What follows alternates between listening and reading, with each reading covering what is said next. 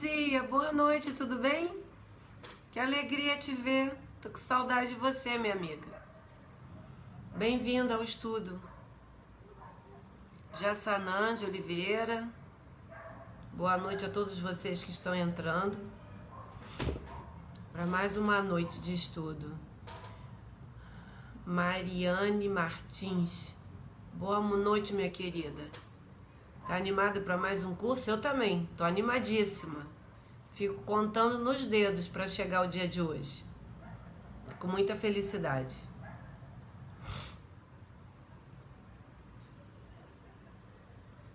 O som tá bom? Tá escutando direito? A minha imagem tá direito? Vamos combinar uma coisa. A internet anda muito ruim. Muito ruim.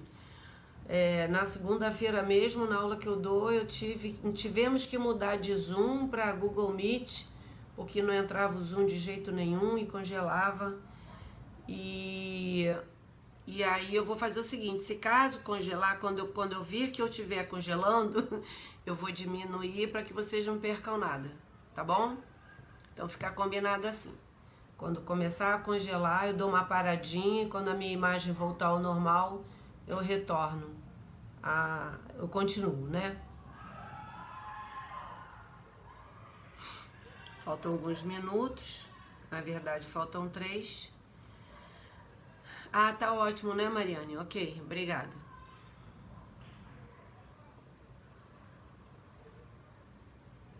Clara Teixeira, Rosane Oliveira, sejam bem-vindos, boa noite a todos. Já está quase na hora do curso começar.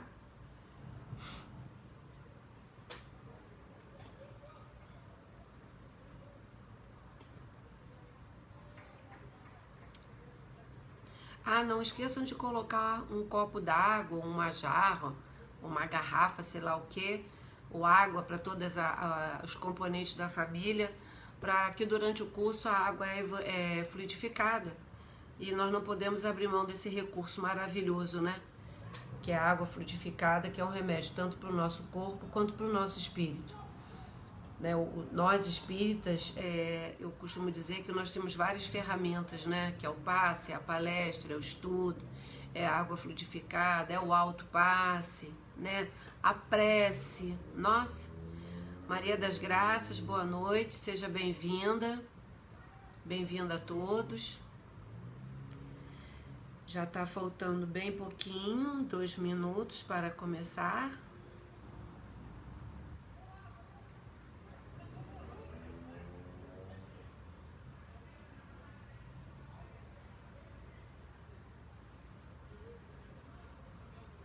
Obrigada, Rosane, né? Eu também aguardo ansiosa pelo estudo.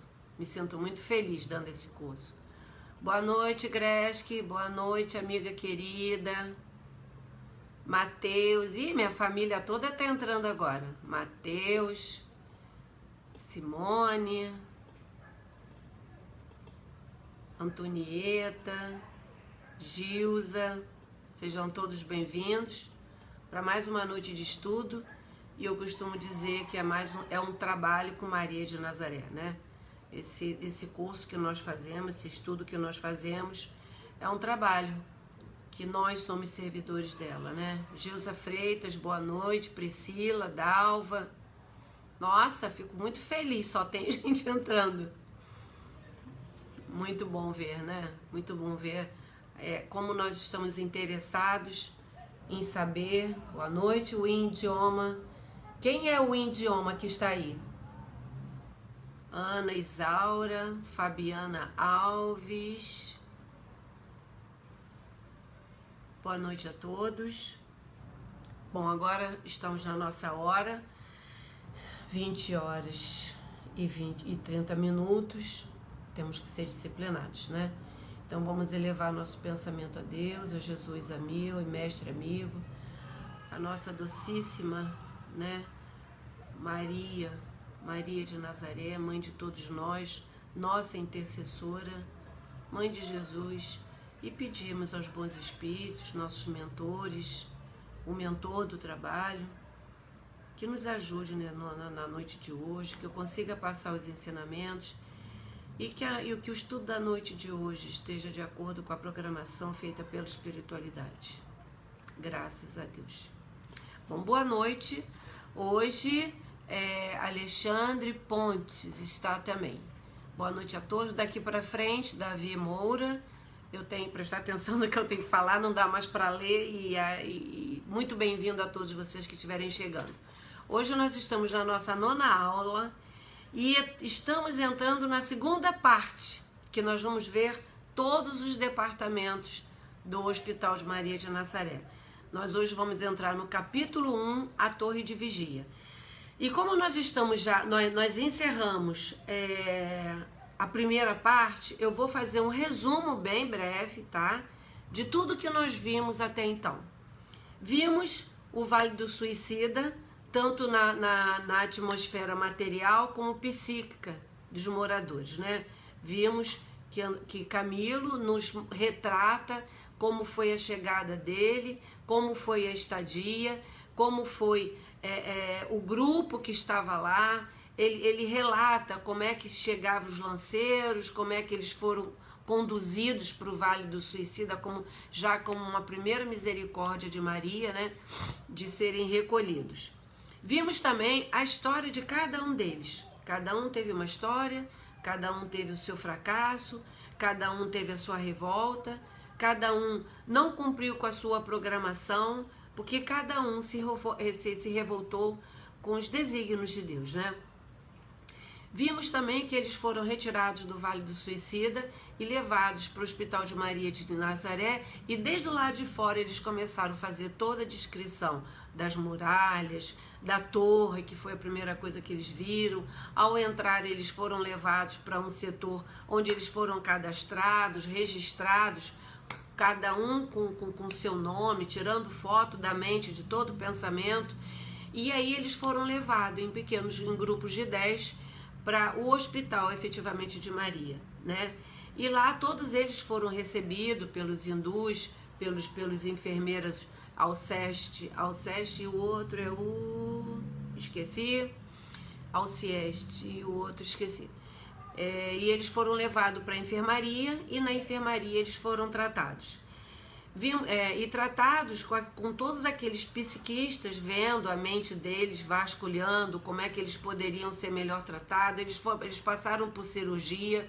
Vimos também, em função da indisciplina do Jerônimo, toda a infelicidade que aconteceu, né? Ao retorno da crosta, ele não voltou mais para a enfermaria para ficar com o grupo de Camilo, e ele foi levado direto para o isolamento, sobre o forte desequilíbrio que ele se encontrou por causa do remorso, do engano dele cometido.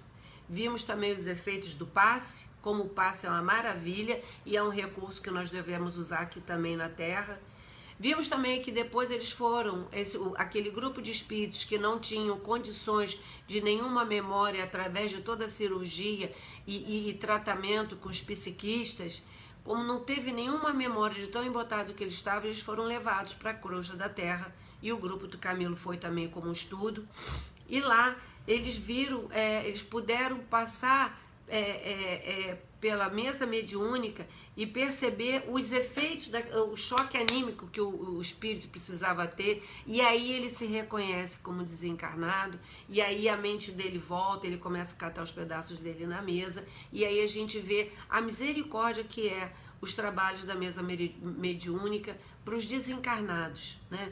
Como os desencarnados necessitam de uma mesa mediúnica séria, para que com médium sério, com médium equilibrado, muito entre aspas, né, que o nosso planeta não tem ninguém tão equilibrado assim, mas que possa dar essa ajuda para esse grupo de espíritos, né, para que eles possam, através daquele choque, eles se refazerem. E lá, e vimos que eles ficaram num período de 2 meses na crosta. Essa casa espírita foi, e o Brasil foi escolhido através de vários itens, né? Que não foi assim a Locé. E durante 2 meses eles conseguiram criar um vínculo de amizade com os médios, né? Que chamamos de discípulos de Allan Kardec. Camilo e seu grupo ficou ali durante 2 meses, e nesses 2 meses que eles permaneceram, eles ficaram num ambiente aqui na Terra, porque não dava para ir e voltar, e esse ambiente terrestre tinha que ser inabitado, não podia ter pessoas, e não podiam ser visitados por alma encarnada nenhuma. Então, eles ficaram afastados, mas eles tinham uma paisagem muito bonita, porque como eles já estavam muito conturbados mentalmente, eles eram conturbados, porque é típico de quem se suicidou se jogando num trilho de um trem, porque são chamados retaliados. Então, a desorganização mental é muito grande. E também eles não podiam ter contato com os encarnados em função daquela irradiação negativa que eles passariam para os encarnados, e os encarnados para eles, quer dizer, eles não poderiam ter acréscimo de absolutamente mais nada. As tendas ficaram em lugares bucólicos, e durante a noite os médiums, os doutrinadores, os evangelizadores tinham permissão de visitá-los nesse acampamento para continuar com essas explicações do Evangelho. Eles contavam a sua própria história de perseverança e fé e atestado vivo dos efeitos da doutrina espírita. Porque não é porque é médium que tem vida boa, não. Médium passa também pelos seus dissabores, mas a doutrina nos sustenta bastante. E essa permanência, né, resultou numa grande afeição de ambas as partes. Eles ficaram assim muito amigos, inclusive quando eles retornaram depois de 2 meses para a colônia, os médios que se encantaram e a amizade ficaram bem fortes, eles iam até o Hospital de Maria de Nazaré para ficar ao redor da colônia, porque eles queriam entrar e eles queriam ver, e isso dava um trabalho muito grande, porque os espíritos que estavam lá dentro, os equilibrados, os que tratavam, teria que levar ele até o seu local de origem, até a sua cama, para que nada acontecesse no caminho de volta. Vimos também que Roberto de Canaleiros era filho adotivo de um fidalgo generoso, em que ele se apaixonou por Leila, que era filha do conde de Guzmán. Vimos também a afinidade entre o grupo de Camilo e Roberto de Canaleiros. Canalejas. Mas por que essa afinidade tão grande? Porque eles eram intelectuais e eram suicidas. Então eles tinham muito em comum. Roberto falou, e aí nessa amizade também que o Roberto começou a fazer com o grupo de Camilo, e ele começou a contar a história dele, o que aconteceu com ele, o que aconteceu com a Leila, a história que nós estamos vendo agora, né? E Camilo perguntou se ele permitiria que se ele pudesse escrever essa história. E foi um fato muito interessante que o Roberto disse que precisaria de pedir várias autorizações, não é simplesmente você pegar uma história, escrever e mandar, né? Precisa do aval de muitos. Mas ele falou que o desânimo dele fazer isso era tão grande porque em função do comportamento inadequado dos médios. Porque o médium não tem a sua dieta feita no dia da mesa mediúnica, não deixa de fumar, não deixa de comer, por qualquer dor de cabeça não vai ao trabalho porque se sente cansado, indisposto. Então essa falta de seriedade do médico dava a ele um determinado desânimo. E Roberto mostrou a atual, e aí ele fala de Leila, e aí contando a história dele, que foi por isso que Camilo se interessou em escrever, e aí ele fala, e ela está onde agora, né, a Leila, né, a amada dele. Então ele mostrou uma encarnação, começou a abrir uma imagem em que parecia uma menina de 5 anos de idade e pertencia a uma família paupérrima. E sempre que essa criança sentia a aproximação dele, a repulsa dela era tão grande por vergonha das situações que ela já tinha cometido com ele, de traição e tudo mais, que ela se afastava correndo, pulava na mãe. E a mãe não entendia aquele desespero dela, porque na verdade, e isso ele ficava muito triste. Ele ficava muito arrasado porque ele não conseguia nem se aproximar dela para ver como é que ela estava e acompanhá-la. E assim termina a primeira parte do Memórias do Suicida, e agora, a partir de hoje, nós estamos entrando na segunda parte do capítulo 1, chamado A Torre. Camilo vai nos mostrar, vai nos contar como é que é cada departamento, cada local e cada finalidade de cada departamento desses. São 3 departamentos. E Camilo começa contando assim: certo dia, Teócrito convida reduzido número de... Ai, gente, não adianta. Tomei HCH. Nossa, fez-se a luz. Certo dia, Teócrito convida reduzido número de hospitalizados para uma assembleia na sala de audição do hospital. E quem era Teócrito? Só para a gente relembrar, para a gente não perder quem são os personagens. Teócrito era o diretor-geral do hospital, chefe da falange de médico, a quem recebeu o grupo de Camilo quando ele chegou lá no hospital. E só foram convidados os que tinham recebido alta do tratamento que vinha sendo submetido. Por quê? Porque dali para frente não se podia ter os espíritos que estavam desequilibrados, porque aqueles espíritos eles estavam sem entendimento absolutamente nenhum, que eram os espíritos que estavam no isolamento e no manicômio.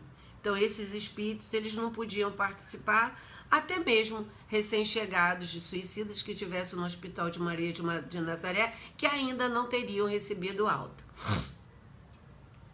Então Camilo continua. Após pequena prece inicial, Teócrito iniciou a reunião acompanhado de Romeu e Alceste, que são os assistentes deles, que também estava na escadaria esperando o grupo de Camilo chegar, abordando os seguintes assuntos. 1. Agradecimento pela alegria de vê-los triunfar, submetendo-se ao estado de submissão ao Pai e, portanto, a aceitação do Espírito como filho de Deus, porque eles não se sentiam filho de Deus. Para ele não existia nada, porque o suicida, ele acha que quando ele se mata, ele acabou com tudo.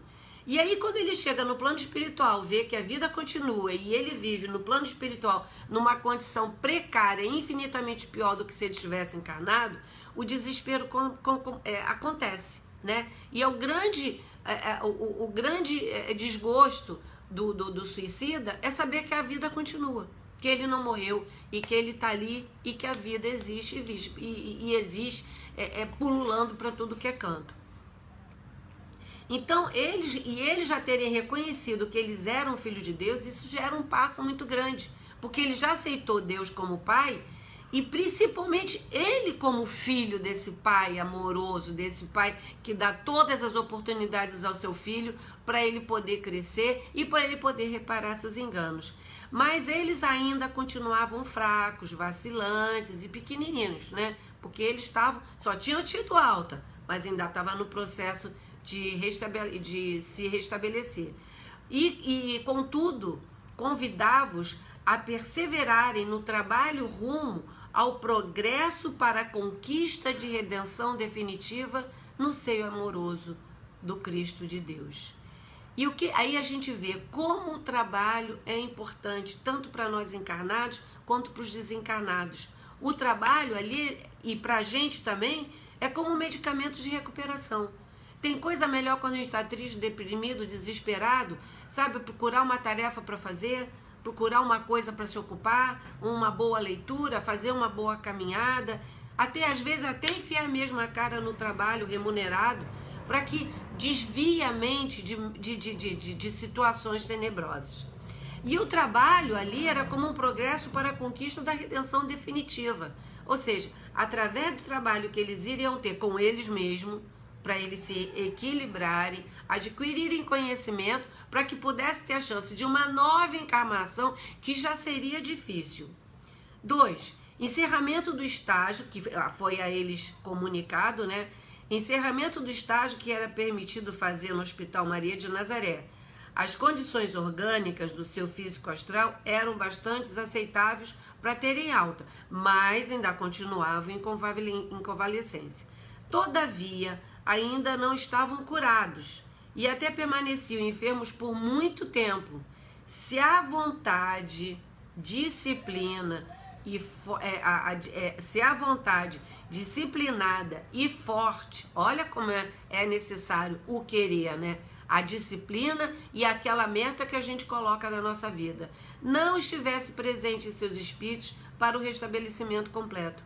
Ainda necessitam de muitos cuidados, ou seja, para eles se melhorar, eles tinham que ter essa meta na cabeça deles, essa vontade, porque tudo vem do querer. Não adianta, se a gente não quiser, a gente não sai nem da cama. E assim é nós, encarnados e desencarnados, porque chegamos no plano espiritual exatamente da mesma forma em que estivermos aqui. E a vontade como um fator de impulsão para o restabelecimento, tanto para nós encarnados quanto para os desencarnados. E eles foram comunicados que eles estavam entrando numa nova fase de tratamento de ordem exclusivamente moral e mental. Olha que coisa importante. Sem necessidade de um hospital, nem cirurgias, nem enfermeiros, nada daquilo que já tinham acontecido com eles, do quais eles tinham tido alta. E que nos competia foi integralmente realizado. Levar hábil e pacientemente o vosso estado vibratório às condições de suportardes programação nova em vossa trajetória de espíritos delinquentes que, por isso mesmo, muito terão de realizar. Então, até ali já tinha terminado a parte do hospital. Eles tinham tido alta. E, certamente, pelo que foi dito por Teócrito, eles já estavam sabendo que eles teriam uma encarnação muito difícil e que eles precisavam se preparar muito para isso. E era isso que eles estavam sendo agora, sendo preparado. Esses estágios que eles vão fazer em vários departamentos é para eles terem conhecimento de como acontece e até muitas das vezes eles se olharem, né? E uma nova reencarnação, foi comunicado, será inevitável nesse caso. Não adianta, não me recuperei, tô ótimo aqui, tô gostando demais desse espaço aqui, desse Hospital de Maria de Nazaré, pretendo ficar aqui para todo sempre. Impossível. Seria aconselhável retardar um pouco a repetição do compromisso terreno para a reparação. Quer dizer, eles poderiam ficar ali por algum tempo, mas não mais por todo o tempo.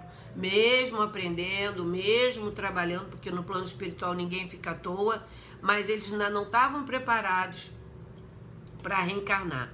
E por que retardar um pouco? Porque se eles reencarnassem naquele momento, só resolveria uma pequena parcela da dívida que eles tinham adquirido, né, com o desencarne deles. Porque eles não estariam aptos para poder encarar uma encarnação tão difícil como eles teriam que ter.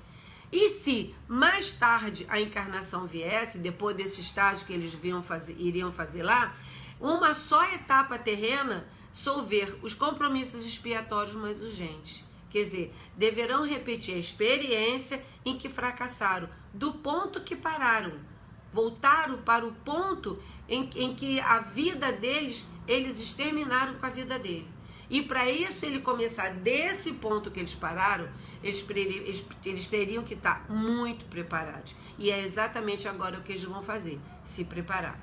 E Teócrito continua. Enquanto isso, poderias, caso vos sentirdes verdadeiramente inclinados aos estudos da ciência do invisível e fazer um curso de iniciação entre nós. Aí a gente vê como no plano espiritual ninguém fica ocioso. Todos trabalham incessantemente para a evolução moral e espiritual. E isso não acontece se não for através de estudo. O estudo que nós fazemos aqui sistematizado, esse estudo, ele serve para nós. Porque não podemos deixar nenhuma dessas histórias longe da gente. Porque eles são um exemplo do que nós não devemos fazer. Como tem pessoas que passam pela cabeça constantemente tirar a sua vida porque desiste de tudo, tá achando tudo muito difícil, que a vida não vale mais a pena, vou terminar com tudo, porque quando eu chegar do lado de lá, não tem lado de lá, né? A vida não continua e ela se acaba no meu corpo. E que estudo é esse que eles vão fazer em que fala que é a ciência da vida? E Teócrito explica. Essa ciência poderias aprendê-la na Terra, porque lá existem vários elementos sólidos e verazes capazes de iluminar cérebros e corações, impulsionando-os para o caminho da verdade. Teócrito está querendo dizer que eles teriam, através da religião, através da prática da religião, a prática do bem. E nós temos as parábolas de Jesus, né, que eles teriam todo o conhecimento em sustentação para começar a amar o próximo como a si mesmo. aprender que fora da caridade não há salvação, porque na hora que a gente olha para o outro e sai da gente, a gente vê como nós somos felizes, como nós temos tantas coisas que nós não damos valor, porque ficamos só olhando para o nosso umbigo ou vivendo naquele mundinho pequeno, né, que é a nossa família consanguínea, e que ali a gente só fica preocupado com aquelas coisas, esquecendo que nós temos compromisso também com a humanidade. Não é que nós venhamos a abandonar nossa família. Nossa família é o nosso primeiro compromisso, mas o nosso segundo compromisso é a humanidade. Nós não viemos só aqui para ficar naquele mundinho, né? E eles vindo à Terra, eles aprenderiam através da religião os ensinamentos de Jesus. Aquilo tudo que Jesus veio nos deixar, que é um roteiro para que a gente não erre. Porque toda vez que a gente sofre, a gente se afastou de Deus. Toda vez que a gente começa a ficar triste, ver que as coisas estão desandando, se a gente parar e pensar, é que a gente deve ter pego algum atalho. E atalho significa a porta larga. E Teócrito continua: pois sois fracos, não sabeis resistir às tentações do próprio orgulho e necessita de força para recomeçar a caminhada. É a justiça da reencarnação. A justiça da reencarnação, nós plantamos o que nós queremos, mas nós vamos colher aquilo que a gente plantou. E essa é a justiça da encarnação. E a gente ainda tem a sorte de termos a religião como um fator importante de sustentação da nossa encarnação. É a base da nossa sustentação. Quantas vezes a gente está triste, desesperançado, a gente abre o evangelho de uma forma aleatória, nossa, aquilo vem como um bálsamo em nossas vidas, aquilo vem como um aconchego no nosso coração, sabe? Vem como um conselho, né? Vem como uma determinação do que a gente tem que fazer. E isso é construir a reencarnação em bases sólidas. E é para isso que necessitariam eles de ter que retornar à carne. Antes, eles tinham construído as suas vidas, como naquela passagem, né? A casa construída sobre a areia e a casa construída sobre a rocha. Eles tinham construído a vida deles sobre areia, sob nenhuma base. Não tinha uma base sólida que a religião nos dá.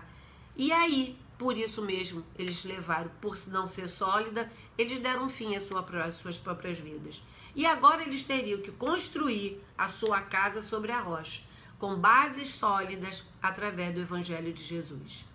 E Teócrito continua dizendo: dentre os muitos que ingressaram na colônia há 3 anos, alguns precisam reencarnar imediatamente a fim de corrigir distúrbios graves, porque os destroçados, aqueles que se lançaram à frente de um trem, eles danificaram tanto o perispírito que eles não têm conexão raciocínio cognitivo, porque todos os neurônios deles estão todos destruídos. Esses precisam reencarnar imediatamente, porque eles estão presos às recordações do passado, ou estão endurecidos pelo erro, né? Não quer, não vou, sair, é isso.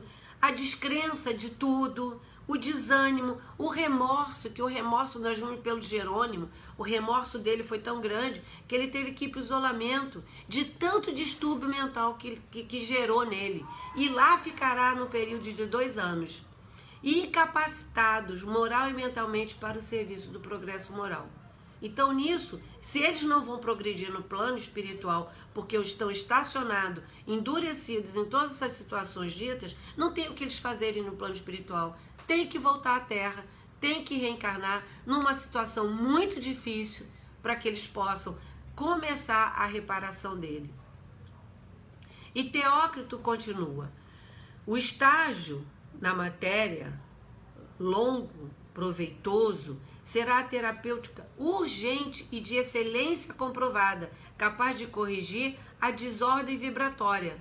Será fácil a reencarnação? Não, mas só assim o espírito poderá encarar as experiências da reabilitação. Não encontraram alegrias nessas peregrinação. Não vão encontrar. Vai ser uma peregrinação mesmo. Vai ser uma encarnação difícil. Resgate de crimes praticados com a existência pretérita. E os quais, se quiserem, furtar através do suicídio. Então eles vão ter que voltar. Não adianta.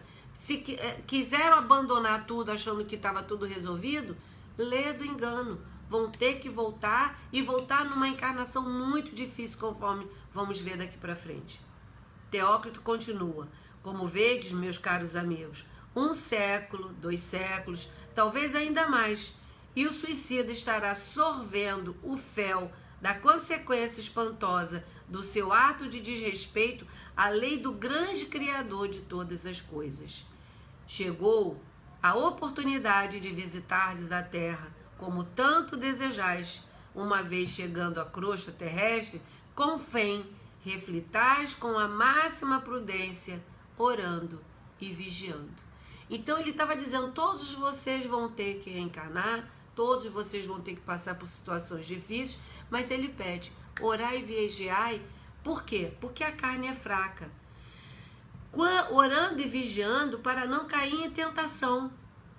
Por isso, e isso serve só para eles? Não, isso serve para a gente também. Nós temos que orar e vigiar e orar. Porque a nossa situação aqui, nesse momento de transição, é um momento muito delicado. Porque nós estamos muito suscetíveis aos nossos desejos, seduções, pelas variedades de propostas que nos aparecem, pelo nosso orgulho, pela nossa ociosidade, pela nossa vaidade. Então nós temos que prestar muita atenção orando e nos vigiando o tempo inteiro para que a gente não venha resvalar.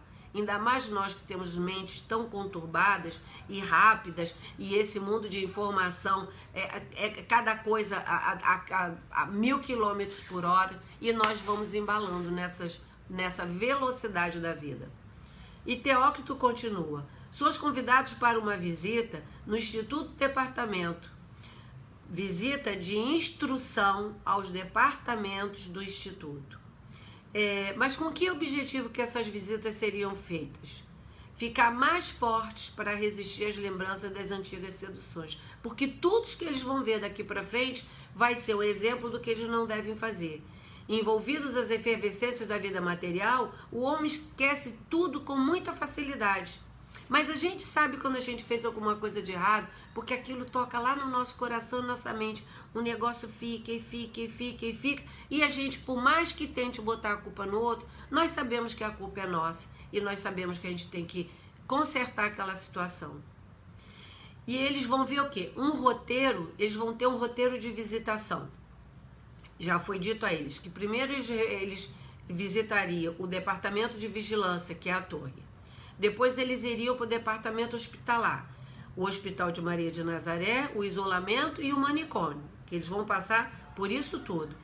Por último, o departamento de reencarnação, que é lindo, é fofé, é maravilhoso, com as suas várias sessões. Ali a gente vai ver modelagem, vai ver a programação reencarnatória, vamos ver uma infinidade de coisas interessantíssimas para quando a gente reclamar daquele sinal que está aqui no rosto, que não gostou, ou aquela verruguinha, ou aquele cabelo liso assim que nem o meu, que eu detesto, foi escolhido nesse setor de planejamento reencarnatório.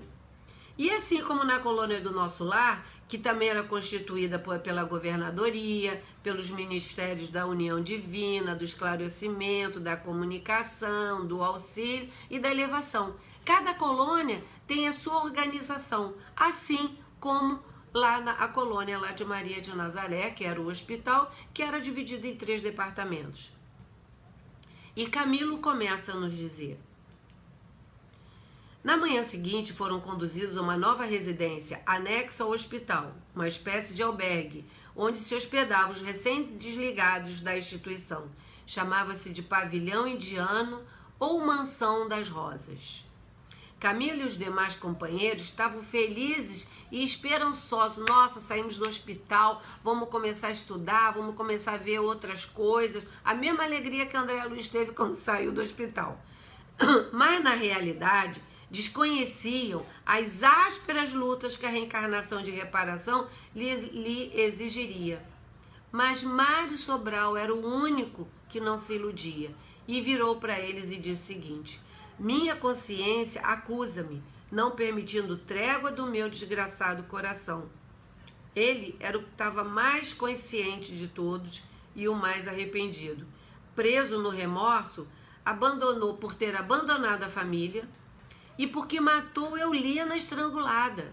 Então ele não se consolava disso. Não tinha nada que falasse, que causasse uma calma interior nele. Porque e Mário Sobral ainda vira e fala: quando estrangulei Eulina, eu me esqueci de que também ela era filha de Deus, porque agora ele já acreditava ser filho de Deus. E ela falava: como é que eu mantenho uma irmã filha de Deus? E as lembranças de Mário Sobral, vendo Eulina batida sobre o canapé, estorcendo-se sob o fragor das bofetadas que lhe torturei o rosto. E essas imagens todas, e a que mais agravavam, além das bofetadas, as mãos no pescoço dela, estrangulando ela e largando ela por ali. Ele não conseguia se desvencilhar dessa memória, né? E o relato de Mário Sobral, já há algum tempo, ele falando para eles, né? Já há algum tempo eu venho sentindo as mãos entorpecidas, áreas vazias, como se houvessem sido decepadas. O remorso dele era tão grande, por ele ter tirado com as mãos dele a vida da amada, que ele foi no plano espiritual já se mutilando, já não sentia mais as mãos. E aí Camilo fala: pede conselhos ao irmão Teócrito, né? Aconselha-me te aconselha para ver o que você faz, o que você pode buscar nisso, né? Orar, buscar uma sintonia com Maria de Nazaré, mas a consequência não daria.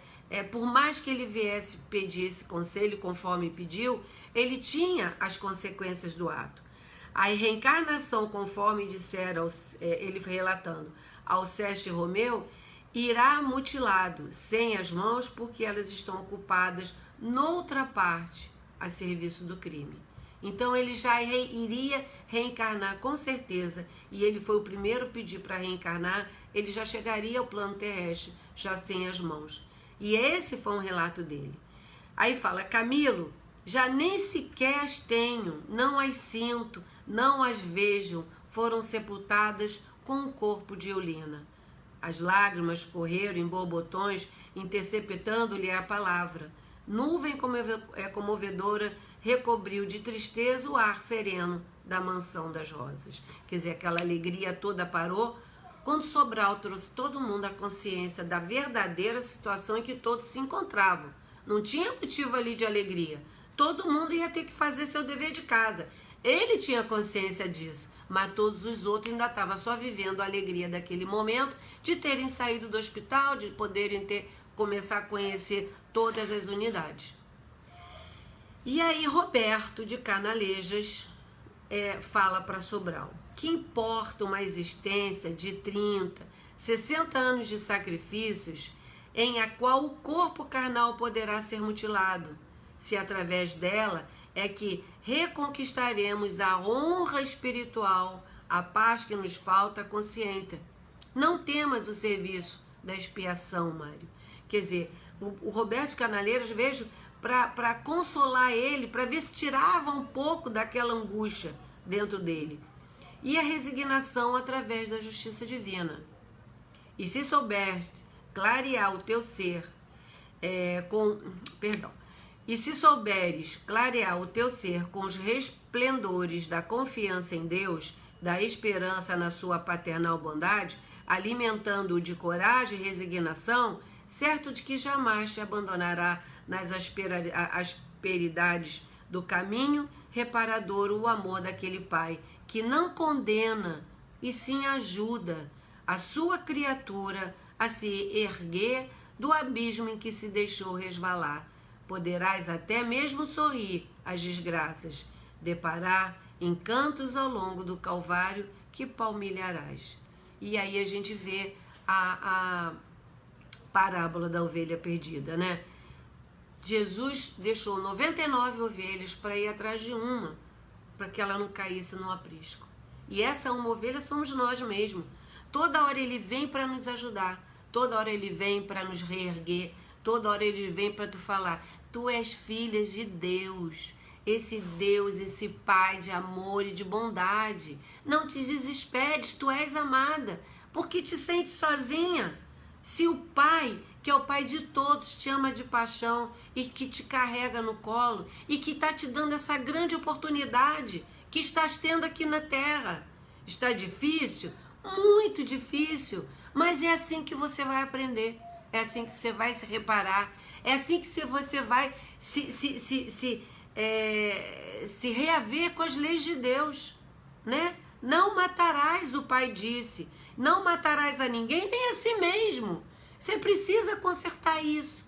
E é esse carinho que Jesus nos traz através dessa parábola, sabendo que por mais que nós estejamos distantes ou abandonados, a gente não está nada disso. Isso é coisa da nossa cabeça. E Carlos e Roberto de Canalejas acompanharam o grupo na visita de instrução sugerida por Teócrito, iniciando pela Torre de Vigia. E qual era o objetivo da Torre de Vigia? Então, finalmente chegamos à torre, né? Defender um posto avançado de vigilância contra investidas nocivas de múltiplos gêneros. Que gêneros são esses, né? Combate às piores invasões, porque o plano espiritual inferior trevoso, que eles são bem estruturados, eles ficavam ali pelo redor, porque eles queriam pegar aqueles espíritos que estavam indo pedir socorro, totalmente desequilibrado, e pegar para eles. Até emanações mentais inferiores vinda do exterior. Ou seja, não só o combate à invasão física, mas como a mental, que eram as invasões mais perigosas. E Camilo fala o seguinte: em que recanto destes encontrar-se-á o pobre Jerônimo? Porque o Jerônimo foi para o isolamento, né, em que eles iriam visitar também, e que ficou afastado lá por 2 anos. Mas ele não sabia que ele tinha ido para o isolamento. Ele só foi afastado. E Roberto de Canalejas diz o seguinte: encontra-se detido no isolamento, como infrator que foi, dos regulamentos hospitalares. Que regulamentos são esses? Que eles não poderiam visitar os seus familiares. E ele insistiu, e utilizando do seu livre-arbítrio, que foi respeitado, ele foi visitar a família no orbe, na terra, né? E aconteceu o que aconteceu, e viu o que ele viu, e viu o responsável de tudo aquilo que ele causou. E aí Mário Sobral pergunta o seguinte: por que dão a essas dependências a designação de isolamento? E Roberto responde: porque para ali são enviados aqueles cujos procedimentos se contrapõem às disciplinas exigidas pelo regulamento do hospital. Porque Jerônimo não quis saber do regulamento, ele só quis saber da vontade dele.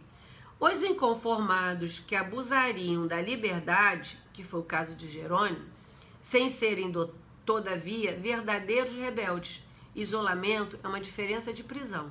Eles estão isolados, eles estão detidos, mas não aprisionados como os outros, que são os do manicômio. E Mário Sobral questiona: como é possível compreender-se, doutor Canalejas, que Jerônimo, esposo amantíssimo, pai extremoso, se encontre preso, enquanto eu, 2, 3 vezes criminoso, permaneço entre bons amigos? Então ele queria saber: eu que fui o assassino, eu que deveria estar preso, estou aqui solta, gozando de liberdade, ainda convivendo com os meus amigos, meus compatriotas. Por que ele, que era esse amorzinho de chefe de família, está preso? E aí o Roberto responde: és um espírito sinceramente arrependido. Porque Mário Sobral, ele se arrependeu, está tão arrependido, com tanto remorso, que ele já não tem mais as mãos, enquanto Jerônimo ainda não tinha se arrependido de nada. Criou um grande distúrbio mental nele, mas o arrependimento, que era bom, não aconteceu. E Jerônimo obsediou-se com inconformidade e a incompreensão. O isolamento é para esses espíritos rebeldes, que na verdade ele não era um assassino, ele era rebelde, porque ele não obedeceu às normas e às regras do hospital, que todo lugar tem normas e regras. Então imagina, eu quero porque quero, eu vou e faço, e não respeito. Nós aqui não sabemos que temos 60 minutos de nada mais. Isso aí tem que ser obedecido. É uma regra. Inclusive no plano espiritual. Porque os espíritos não podem, se eu quiser dar uma aula de 2 horas e se isso não tiver sido combinado, chegar a 60 minutos, minha querida, sinto muito, eu tenho embora que eu tenho muito o que fazer. Se você resolveu não se organizar e ficar no seu tempo devido, você, por favor, se vira. E Jesus disse, ordenou então ao rei, aos servos, amarrai-o de pés e mãos e lançai-os nas trevas exteriores. Ali haverá choros e ranger de dentes. E aí, o resultado deles todos, é isso que Jesus quis dizer. Foram amarrados de pés e eles mesmos se lançaram às trevas exteriores. E ali estava vendo muitos choros e ranger de dentes, porque a infelicidade de todos era muito grande. Deus não quer a morte do seu filho, ele só quer que ele se arrependa. Ele não quer que ninguém maltrate ninguém, ele não quer que ninguém sofra, mas nós procuramos isso. Nós escolhemos no passado a semente que a gente ia plantar e plantamos. E chega no futuro a gente quer uma colheita diferente daquilo que nós plantamos. Se nós escolhemos no nosso passado o que a gente ia plantar. Então Deus não quer o nosso sofrimento. Só que a gente entenda, Senhor, escolhi a semente errada. Essa semente não tá boa. Sinto muito, mas essa semente não foi a melhor coisa que eu poderia fazer. E para isso o Pai nos dá uma nova reencarnação como prova do seu amor para que possamos reparar os nossos enganos. E quando nós vamos aprender isso? Pai, seja feita a vossa vontade, não a minha. Quando é que nós vamos dizer, Senhor, que queres que eu faça? Senhor, me ajude, me dê um caminho para que eu possa trilhar.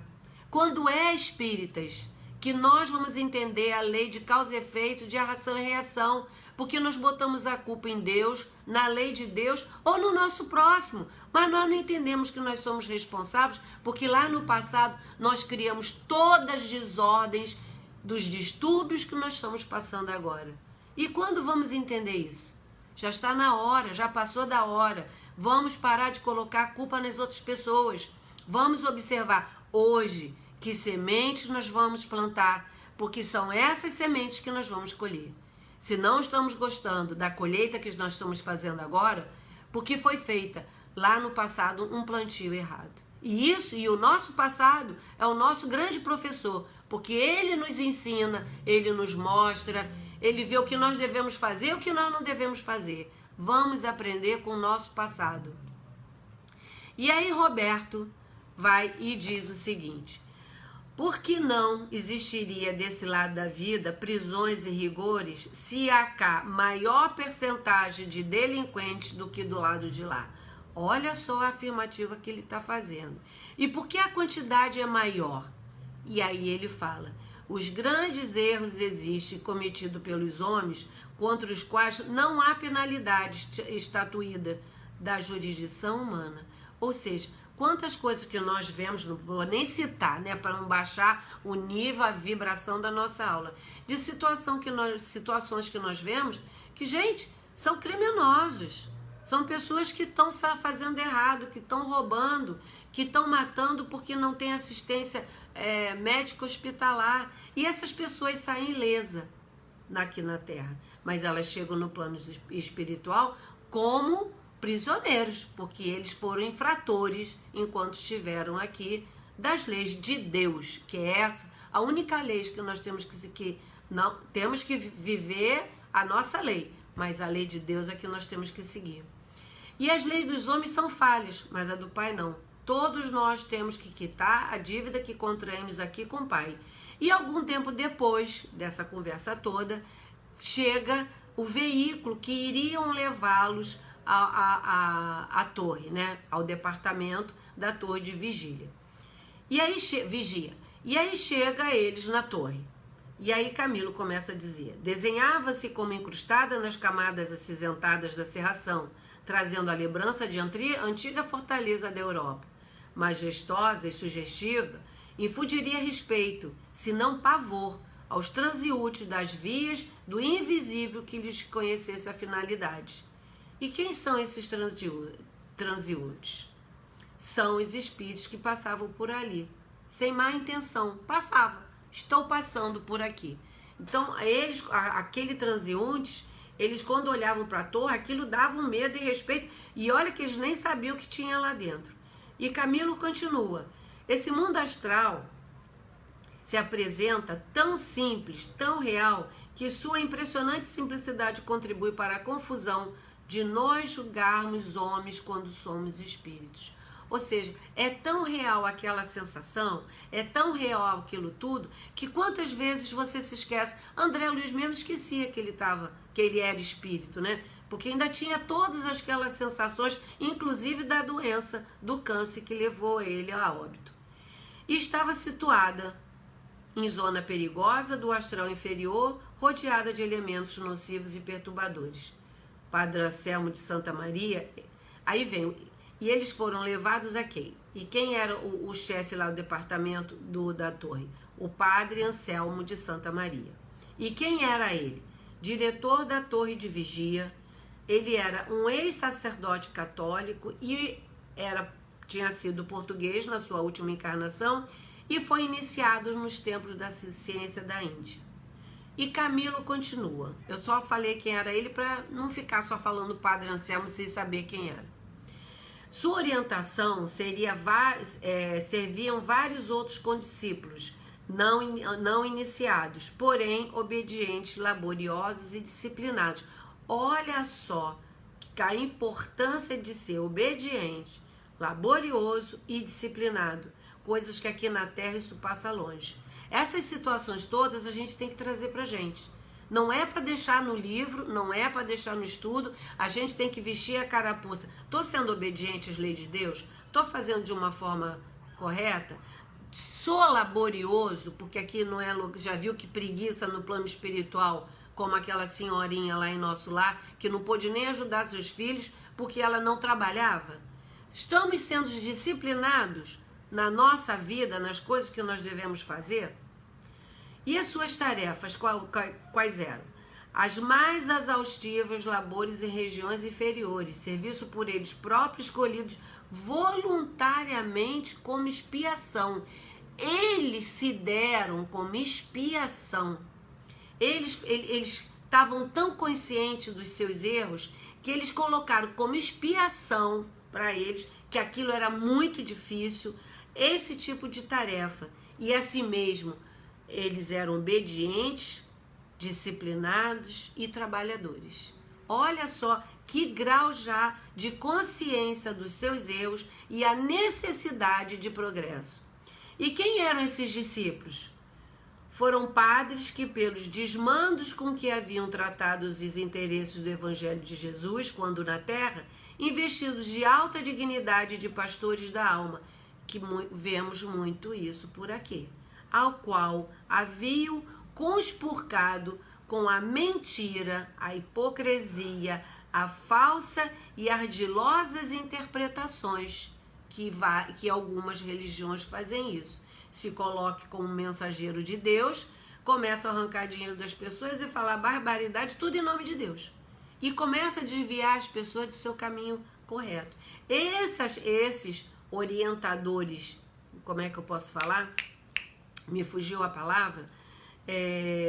Eles tinham a obrigação de conduzir suas ovelhas, que na verdade eles estavam mais desviando. E Camilo continua. As funções de diretor eram apenas internas, enquanto as providências para a defesa cabiam à sede central do departamento, porque era tudo setorizado. É como tivesse um presidente numa empresa e dali para baixo tinha o seu staff, né, em que cada um ia fazendo o seu dever de casa. E aí foi programada a visita. Ficou acertada entre o Canalejas e o Padre Anselmo, cujo começo seria imediato, não deixaria mais para nenhum outro dia. A visitação começaria naquele instante. E enquanto eles caminhavam, né, o padre transmitiu importantes informações para eles. Então, daqui para frente, nós vamos ver todas as informações que o Padre Anselmo foi relatando de todo o departamento. Para começar, a torre acumulava afazeres. Tinha mais trabalho do que funcionários. Carência de trabalhadores especializados, quer dizer, fora os que não eram especializados, Os que eram especializados tinham mais carência ainda. Todos os departamentos daquele departamento, né, que era dividido em departamentos, estavam sobrecarregados. Desdobravam-se em múltiplas atividades. Atendiam a casos tão variados quanto espinhosos, diferente mesmo da especialidade do que só deveriam tratar. Isso também é um bom exemplo para nós. Parar de reclamar de tarefa, principalmente dentro de uma casa espírita. Ah, mas o meu setor é esse. O nosso setor é tudo.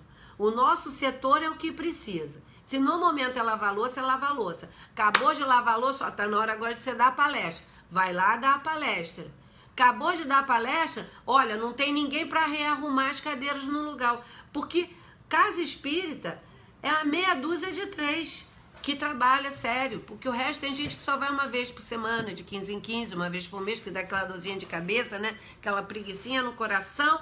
Aí não adianta, tá todo mundo contando com aquele trabalhador, com aquele colaborador, e o colaborador não vai. E aí começa daqui para frente as descrições do ambiente que Camilo começa a nos dizer. No pavimento mais alto havia um salão circular enorme, todo envidraçado, que se estendia por toda a circunferência da torre, em gabinetes cheios de equipamentos. Era como se fosse um farol que guia navio, né? Ele era circular, né? E todo envidraçado, que todas as pessoas conseguiam ver lá dentro. E era dividido por gabinetes. Os gabinetes, todos os 3 gabinetes, porque eram 3, tinham salas de portas largas, envidraçadas à prova de ruídos, deixando ver o que se passava em seu interior.